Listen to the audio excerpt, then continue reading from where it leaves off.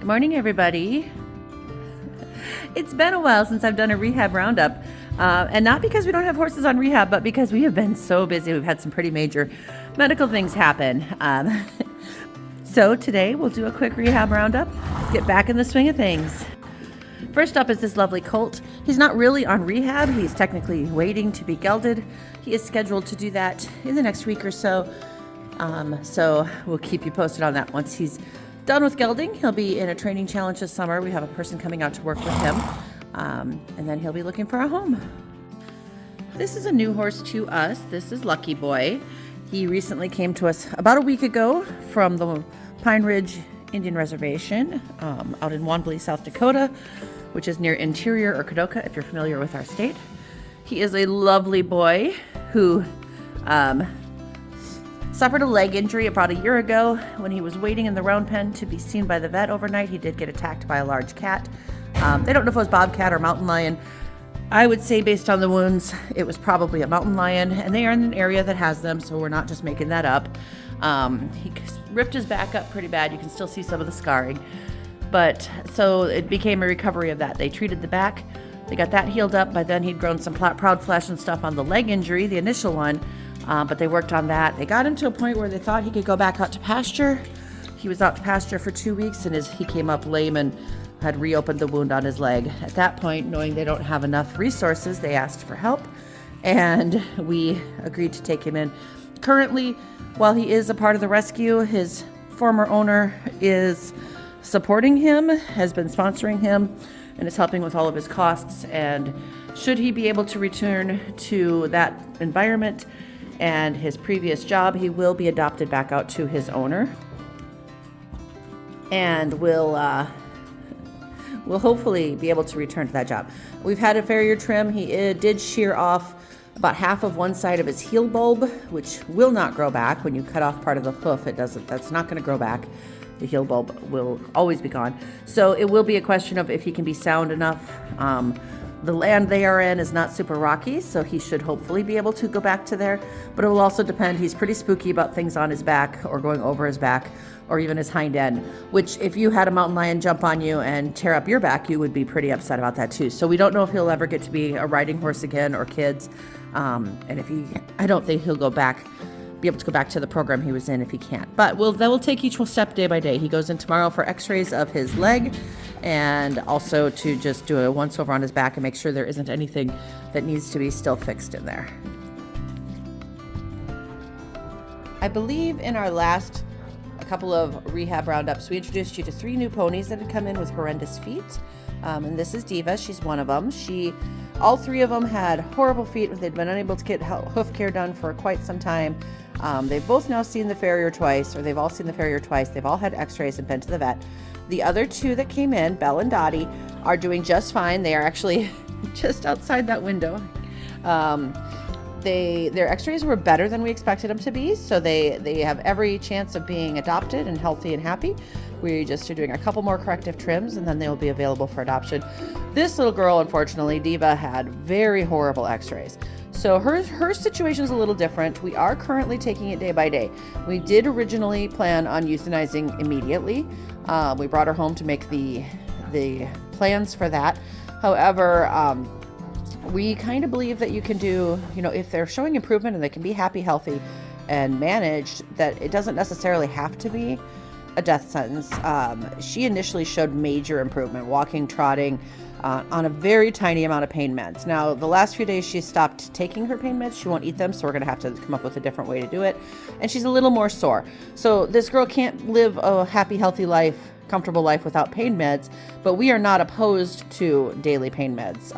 And our vets have they said as they got older and started taking daily pain meds themselves, they kind of changed their opinion on that. We have a very tiny dose that we feel is manageable for her. If she needs more than that, then she's in too much pain and her quality of life will suffer. But if she can be managed on a very tiny dose of pain meds every day, then she can just tootle around like some of the other horses we've had. We've had other ones in the past who have tootled around, worked in our kids program, and just enjoyed our life. She will never be adoptable. She'll never leave our farm. But if she can get a good summer, or she's happy and healthy, we just don't see a reason to euthanized solely based on diagnostics. X-rays don't tell the whole story. You have to look at the horse too. So we're taking it day by day right now. Like I said, the last couple of days she's refused to take her pain meds, so she's hurting a little bit more than she should. We're also watching to see if it's been a couple of weeks, if that initial feeling good was just she felt so much better from what she felt before that she just was happy, but there still is significant pain. There's multiple reasons that say this could go back to a quality of life issue, but at the moment, we're taking it day by day.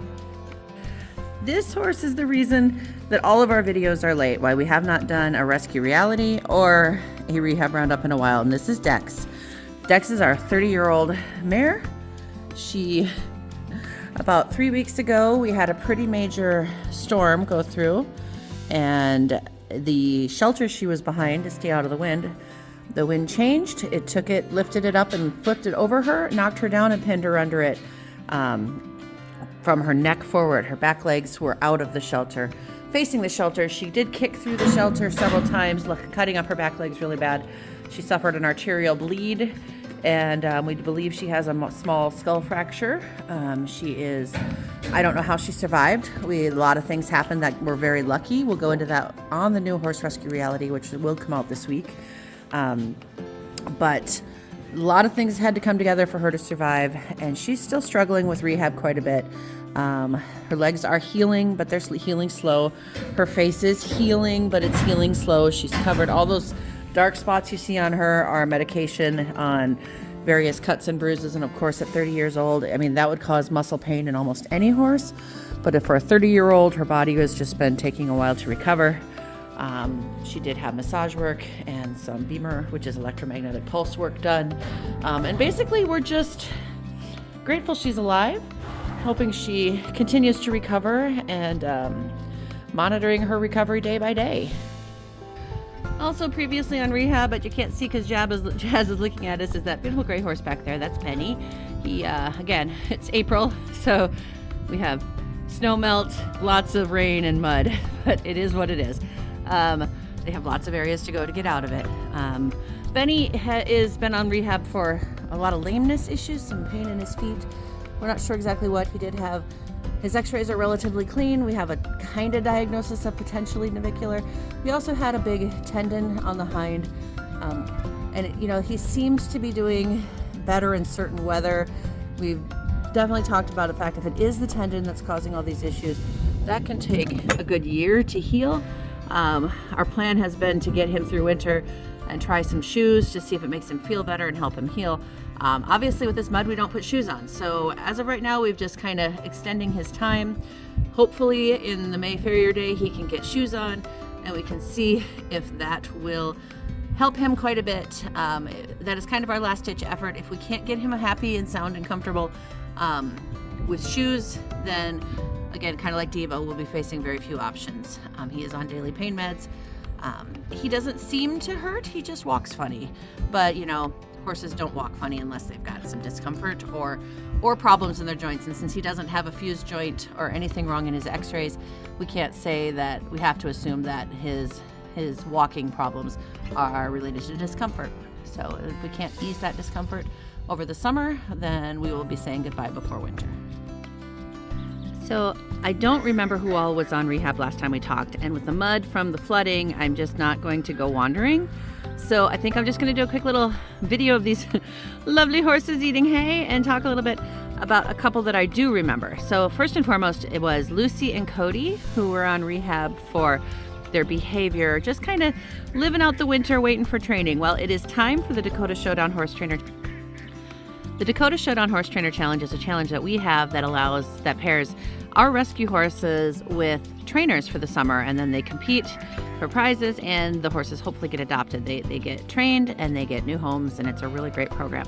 And Cody and Lucy were both in rehab for behavior issues, a lot of anxiety and not even aggression. Lucy had some aggression from separation anxiety, and Cody just had a lot of fear.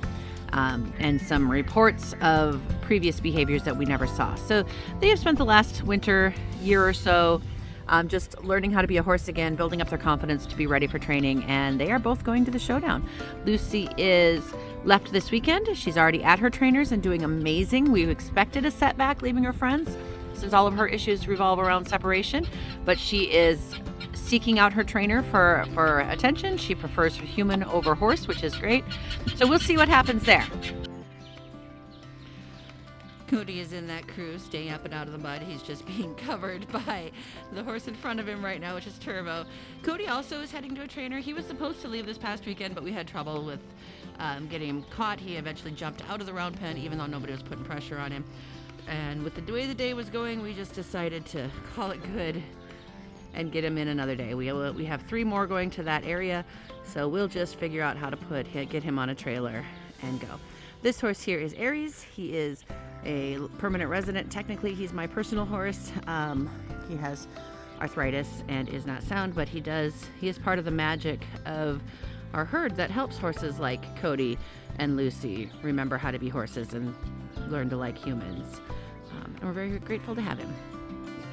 Well, and here is Belle and Dottie that I mentioned earlier. Not a great video, I know. I'm trying to avoid mud and trying to not just get this done. But anyway, they're doing great. This is the end of today's Rehab Roundup. I think I got updates on everybody, but it's been a while since I did one, so I don't necessarily remember who was on Rehab Roundup. So if I missed anybody that you'd like to know how they're doing, please go ahead and comment below, and I will reply. And stay tuned, because we have a month's worth of horse rescue reality to get up this week. So hopefully we'll have a good long video coming to talk about why that shelter's on its head and all the flooding and just everything that's happened over the last few weeks that have made it impossible for me to record a video. Until then, Jerry says goodbye. Have a great day.